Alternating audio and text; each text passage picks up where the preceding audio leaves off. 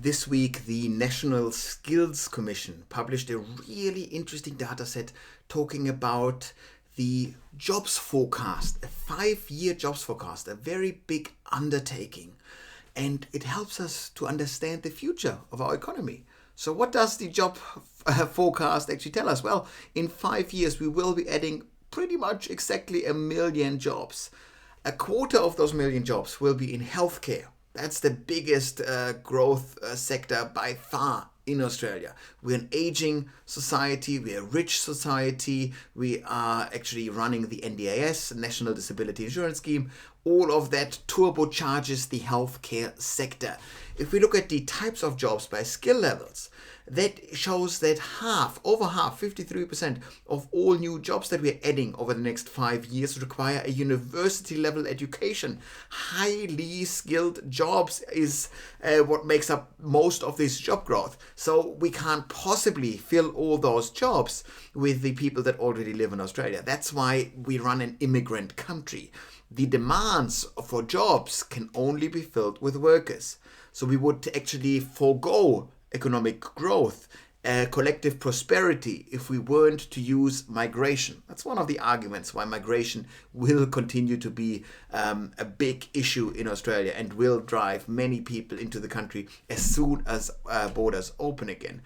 If we look at the types of jobs, and my column this week has a beautiful little table in it that you can scroll through and sort in different manners, and it ranks the 350 something occupations that are listed in this skills forecast, and you can see which jobs are rising, which jobs are falling. If we look at the fastest growing jobs, we do see highly trained jobs left, right and center. It is healthcare and it is professional services, those high-tech industries, knowledge workers that are driving the growth over the next 5 years.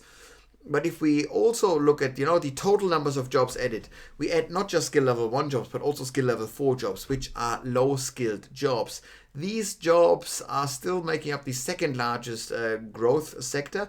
And the problem with those jobs is that if you rely for your family income on one of those skill level 4 jobs, you will not be living a happy life in Australia. They just don't pay enough.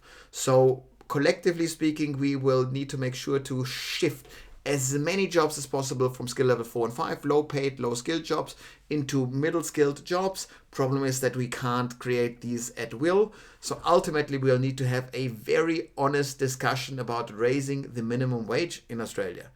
Ideally, from a management perspective, you would just want to have people that fully rely on those income pay higher wages, because you don't care what people earn that are in education, that are training to become a lawyer, an engineer. Who cares what kind of jobs they do? If they do low-skilled work under miserable conditions, it's not that important for the economy and for the individuals' lives, because they just run through a short, hard time in their life. But that's not what we're seeing here. We're seeing a constant shift, the hollowing out of the Australian workforce into more and more high-income workers, let's not worry about them, and more low-skilled workers. And the one way to ensure that these people have a fair go in Australia, receive a fair go in Australia, is to raise the minimum wage. More about this in my column this week. It's linked below this video.